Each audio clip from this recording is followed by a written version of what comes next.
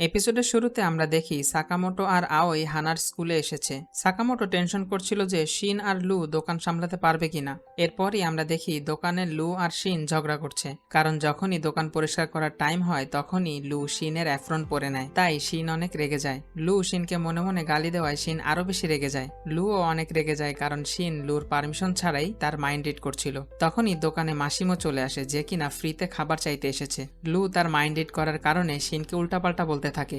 এতে শিন মাইন্ড করে বসে আর দোকান থেকে চলে যায়। কিছুক্ষণ পর লু তার বিহেভিয়ারের জন্য গিল্টি ফিল করতে শুরু করে। আর তখনই দোকানে কিছু মিস্টেরিয়াস লোক চলে আসে। এরা লুর অ্যাফ্রনে শিনের নাম দেখে লুকে দোকান থেকে ধরে নিয়ে যায়। এর পরের সিনে আমরা দেখি এরা লুকে শিন ভেবে ধরে নিয়ে যাচ্ছে। তাদের ভেতর থেকে তানাকা নামের লোকটা বলতে থাকে শিন 11 বছর আগে ল্যাব থেকে গায়েব হয়ে গিয়েছিল, আর এতদিন সে তার চুলের রং চেঞ্জ করে শান্তিতে জীবনযাপন করছিল। কিন্তু তার পাশে থাকা একজন বলে, আমার মনে হয় না আমরা আসল শিনকে ধরেছি। এটা শুনে তানাকা চিৎকার করে বলে, তুমি কি মনে করো আমি পাগল? তুমি ওর অ্যাফ্রনে লেখা নাম পড়োনি? আর এমনিতেও আমি শিনের ব্যাপারে তেমন ডিটেলস জানি না, তবে শিন ছিল আমাদের একমাত্র সাকসেসফুল এক্সপেরিমেন্ট। সে তার চারপাশে থাকা সবার মাইন্ড রিড করতে পারে। জাস্ট একবার ভেবে দেখো এটা কি পরিমাণ ক্রিপি জিনিস। তানাকা লুকে শিন ভেবে উল্টাপাল্টা বলতে থাকে। লু তার কথাগুলো আর সহ্য করতে না পেরে তানাকার চেহারায় একটা লাথি মেরে দেয় আর বলে, শিনের ব্যাপারে এরকম উল্টাপাল্টা কথা বলার কোনো অধিকারই নেই তোমার। শিনকে জাজ করার তুমি কে? লুর এমন কথা শুনে তানাকা শকড হয়ে যায়, কারণ সে বুঝে যায় যে তারা শিনের বদলে অন্য কাউকে ধরে নিয়ে এসেছে। এমনকি তার জুনিয়ররাও তাকে কথা শোনাতে শুরু করে দেয়। এদিকে আমরা দেখি শিন দোকানে গিয়ে বুঝতে পারে যে লু গায়েব হয়ে গিয়েছে। তখনই সাকামোটো সেখানে চলে আসে। শিন সাকামোটোকে সবকিছু খুলে বলে, আর শিন এটা মেনে নেয় যে এটা তার ভুলের জন্যই হয়েছে। তারপর সাকামোটো লুর লোকেশন বের করে ফেলে, যেটা দেখে তো শিন শকড হয়ে যায়। কিন্তু সাকামোটো জানায় সে তাদের অ্যাফ্রনে জিপিএস ট্র্যাকার লাগিয়ে দিয়েছিল। অন্যদিকে আমরা দেখি তানাকার অবস্থা খারাপ হয়ে গিয়েছে, কারণ তারা শিনের বদলে অন্য একজনকে তুলে নিয়ে এসেছে। আর তারা যদি এ ব্যাপারে কিছু না করতে পারে তাহলে তারা সবাই মারা যাবে। তানাকা ডিসাইড করে সে বলবে লুই হলো শিন। এখন আর সে তার মাইন্ড রিডিং অ্যাবিলিটি ইউজ করতে পারে না। তবে তার পাশের লোকটা মনে করিয়ে দেয় যে লু যেহেতু মেয়ে তাই এজন্য তারা প্রবলেমে পড়বে। আর লু ভাবতে থাকে যে সে এটা ডিজার্ভ করে, কারণ সে শিনকে উল্টাপাল্টা কথা বলেছে। তখনই আমরা দেখি বাইকে করে শিন আর সাকামোটো সেখানে চলে এসেছে। সাকামোটো আর শিনকে দেখে লু এবং তানাকা অনেক খুশি হয়ে যায়। শিন এদেরকে দেখে চিনতে পেরে যায় যে এরা ল্যাব থেকে এসেছে। আর তখনই কয়েকজন লোক বাইক নিয়ে চলে আসে শিন আর সাকামোটোর উপর অ্যাটাক করার জন্য। একজনকে তো সাকামোটো অনেক সহজেই মেরে দেয়। আর এদিকে শিন একটা পিকআপ ট্রাকের পেছন থেকে একটা কাঠ ছুঁড়ে মেরে একজনকে মেরে দেয়। এটা দেখে ট্রাক ড্রাইভারটা মনে করছিল যে এখানে কোনো মুভির শুটিং চলছে, তাই সে শিনকে ফুল সাপোর্ট দিচ্ছিল। এদিকে লু এদেরকে বলে বিপদে পড়ার আগে তোমাদের মাফ চেয়ে নেওয়া উচিত, কিন্তু এরা লুর কথায় কোনো পাত্তাই দেয় না, কারণ তানাকা জানায় এরা যদি শিনকে ধরতে না পারে তাহলে তারা আরো বেশি বিপদে পড়ে যাবে। শিন তাদের গাড়ির উপরে চলে আসায় তানাকা শিবার কাছে হেল্প চায়, যে মূলত তাদের গাড়িটা ড্রাইভ করছিল। তানাকার কথা শুনে শিবা গাড়ির উপরে চলে যায় শিনের সাথে মারামারি করার জন্য। শিনও রেডি হয়ে যায় শিবার সাথে ফাইট করার জন্য, কিন্তু তখনই শিবা চোখের সামনেই গায়েব হয়ে যায়, যেটা দেখে শিন বুঝতেই পারে না যে সে এখন কি করবে। শিবা শিনকে ধাক্কা মেরে ওই গাড়ি থেকে ফেলে দেয়। এতে শিন অন্য একটা গাড়ির উপর গিয়ে পড়ে। এরপর শিবা সাকামোটোর বাইকের উপর চলে যায়, কিন্তু কিছু বুঝে ওঠার আগেই সাকামোটো শিবার গলা চেপে ধরে। শিবার কাছে আর কোনো অপশন না থাকায় সে সাকামোটোর বাইকের ফুয়েল ট্যাঙ্ক ছিদ্র করে দেয়। এতে বাইকে আগুন লেগে বাইকটা ব্লাস্ট হয়ে যায়। এরপর তারা লুকে নিয়ে সেখান থেকে চলে যায়। অন্যদিকে সাকামোটো আর শিন রাস্তার পাশে বসে থাকে, কারণ তাদের বাইকটা ব্লাস্ট হয়ে গিয়েছে। সাকামোটো বলে লুর গায়ে যে জিপিএস ট্র্যাকারটা ছিল তা কিছু দূর যাওয়ার পর ডিজেবল হয়ে গিয়েছে, কিন্তু শিন বলে সে জানে তারা লুকে কোথায় নিয়ে যাচ্ছে। শিন বলে তারা ল্যাবে গিয়েছে, যেখানে আমি ছোট থেকে বড় হয়েছি, কিন্তু আমি যখন ওখানে ছিলাম তখন তো তারা কেউ এত ভায়োলেন্ট ছিল না। এখন কেন জানি আমার মনে হচ্ছে ল্যাবের সিচুয়েশনটা চেঞ্জ হয়ে গিয়েছে। এরপর শিন আর সাকামোটো একটা মিউজিয়ামে চলে যায়। এই মিউজিয়ামের আন্ডারগ্রাউন্ডেই ওই ল্যাবটা আছে। লুকে ধরে নিয়ে যাওয়ায় এদের কাছে আর কোনো অপশন ছিল না, তাই তাদের এখন ল্যাবে যেতে হবে। মিউজিয়ামে ঢোকার সাথে সাথেই সাকামোটো আর শিনকে কয়েকজন ফটোগ্রাফার আটকে দেয়। তাদের ইচ্ছা না থাকা সত্ত্বেও কিছু ছবি তুলতে হয়, আর সেই সাথে দুইটা মাস্কও কিনতে হয়।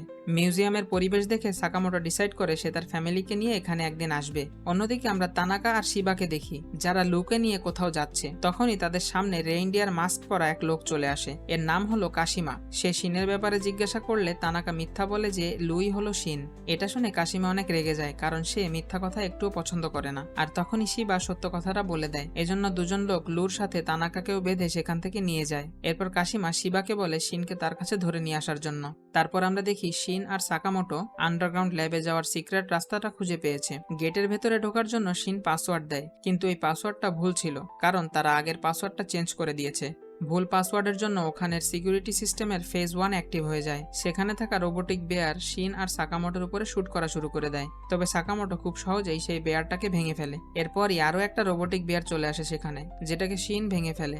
যেহেতু তারা ফেজ 1 শেষ করে ফেলেছে, তাই সেখানে সিকিউরিটি সিস্টেমের ফেজ 2 অ্যাক্টিভ হয়ে যায়। আর ওই রুমে থাকা ডাইনোসরের স্কেলিটন তাদের উপর অ্যাটাক করা শুরু করে দেয়। সাকামোটো ডাইনোসরের অ্যাটাকগুলো ডজ করতে থাকে। সে শিনকে বলে, ডাইনোসরটাকে বেশি ড্যামেজ করো না, কারণ আমি হানাকে এটা দেখাতে চাই। এটা দেখলে হানা অনেক খুশি হয়ে যাবে। শিন সাকামোটোকে বলে ডাইনোসরের ভেতরে থাকা ডিভাইসটা ডিঅ্যাক্টিভেট করার জন্য তাকে টিজার গান দিয়ে শুট করতে হবে। তাই সাকামোটো শিনের কথা মতো টিজার গান দিয়ে শুট করে ডাইনোসরটাকে ডিসেবল করে দেয়। কিন্তু একটু পরই ডাইনোসরের সিস্টেম রিবুট হয়ে যায় আর ডাইনোসরের র্যাম্পেজ মোড অ্যাক্টিভ হয়ে যায়। ডাইনোসরটা এক হিটেই সাকামোটোর টিজার গানটা ভেঙে ফেলে। এজন্য সাকামোটোর মেজাজ খারাপ হয়ে যায়। তাই সে ডাইনোসরটাকে একদম ভেঙে ফেলে। এটা দেখে শিন তো একদম স্পিচলেস হয়ে যায়। এদিকে ল্যাবের ভেতরে থাকা সব সায়েন্টিস্টরা অনেক ভয় পাচ্ছিল, কারণ তারা মনে করছিল যে ল্যাবের সিকিউরিটি ভেঙে হয়তো কেউ ভেতরে আসছে। তখনই সেখানে থাকা এক গার্ড এসে ইশিকাওয়া নামের এক সায়েন্টিস্টকে বলে, এত কথা কিসের, চুপচাপ কাজ করো। এটা শুনে ইশিকাওয়া বলে, আমরা কেউ 3 দিন ধরে ঘুমাইনি, অ্যাটলিস্ট আমাদের একটু রেস্ট নিতে দাও। যেটা শুনে গার্ডটা ইশিকাওয়াকে মারতে শুরু করে দেয়। ইশিকাওয়া বলে, তারা যে এক্সপেরিমেন্টটা করছে সেটা কখনোই কাজ করবে না। এটা শুনে গার্ডটা তার গান পয়েন্ট করে বলে, তুমি আমাদের অর্গানাইজেশনকে ডিসরেসপেক্ট করেছো, তাই তোমাকে মরতে হবে। গার্ডটা ইশিকাওয়াকে শুট করার আগেই সাকামোটো আর শিন এসে গার্ডটাকে মেরে ফেলে। শিনকে দেখে ওখানে থাকা সব সায়েন্টিস্টরা অনেক অবাক হয়ে যায়, কারণ তারা কখনো ভাবেনি যে শিন আবার এখানে ব্যাক করবে। এরপর ইশিকাওয়া জানায় 1 বছর আগে তাদের এই রিসার্চ ল্যাব একটা অ্যাসাসিন অর্গানাইজেশন জব্দ করে নিয়েছে। এখানে ওই অ্যাসাসিনদের লিডার হলো কাশিমা। এটা শুনে শিন সাকামোটোকে বলে, এখানে তো অনেক অ্যাসাসিন আছে, আমরা যদি লুকে খুঁজে বের করার জন্য প্রত্যেকটা রুমে যাই তাহলে সব অ্যাসাসিনদের সাথে আমাদের মারামারি করতে হবে। এটা শুনে ইশিকাওয়া বলে, এটা কোনোভাবেই সম্ভব হবে না, কারণ এই অ্যাসাসিনরা অনেক ডেঞ্জারাস। তখনই সেখানে অ্যাসাসিনদের একজন এক্সিকিউটিভ চলে আসে। তাই সায়েন্টিস্টরা শিন আর সাকামোটোকে তাদের লকারে লুকিয়ে থাকতে বলে। এদিকে আমরা দেখি জেইলের ভেতরে থাকা তানাকা কান্নাকাটি করছে। তানাকার কান্নাকাটি দেখে লুর মেজাজ খারাপ হয়ে যায়। তাই সে তানাকার চেহারায় একটা লাথি মেরে দেয় আর চুপ থাকতে বলে। লু একটা পাথর দিয়ে জেইলের লক ভাঙার চেষ্টা করে, কিন্তু তখনই পেছন থেকে এক লোক লুকে বলে, এভাবে তুমি কখনোই লকটা ভাঙতে পারবে না। লোকটা জানায় তার নাম হলো আসারুকা, আর সে এই রিসার্চ ল্যাবের হেড। সে লুকে বলে, এখান থেকে বের হওয়ার জন্য আমি তোমাকে হেল্প করব। এর পরের সিনে আমরা দেখি সায়েন্টিস্টরা অনেক ভয়ে আছে, কারণ তাদের সামনে সেই এক্সিকিউটিভ চলে এসেছে। এর নাম হলো ম্যাড হরিগুচি। ম্যাড জিজ্ঞাসা করে তাদের ওই গার্ডটা অজ্ঞান হয়ে পড়ে আছে কেন। উত্তরে ইশিকাওয়া বলে সে জানে না। মিথ্যা বলার কারণে ম্যাড একটা কলম দিয়ে ইশিকাওয়ার হাতে স্ট্যাপ করে দেয়। ম্যাড তাদের সবাইকে বলে তারা যদি সত্যটা না বলে তাহলে সে সব সায়েন্টিস্টদের ইশিকাওয়ার মতো অবস্থা করে দিবে। ম্যাড কিছু করার আগেই শিন লকার থেকে বের হয়ে ম্যাডের উপর অ্যাটাক করে বসে। শিনকে দেখে ইশিকাওয়া বলে, তুমি বের হতে গেলে কেন? শিন এই ল্যাবে তার কাটানো দিনগুলোর কথা মনে করে বলে, আমার ছোট জায়গা পছন্দ না। এদিকে ম্যাট শিনকে দেখে অনেক এক্সাইটেড হয়ে যায়, কারণ সে শিনের উপর তার নিউ এক্সপেরিমেন্টটা ট্রাই করতে যাচ্ছে। এরপর ম্যাট একটা নিডেল বের করে চোখের পলকেই শিনের পেছনে চলে যায় আর শিনের ঘাড়ে সেটা ঢুকিয়ে দেয়। শিন কোনো রিয়াক্ট করার আগেই ম্যাট আবার তার আগের জায়গায় চলে আসে।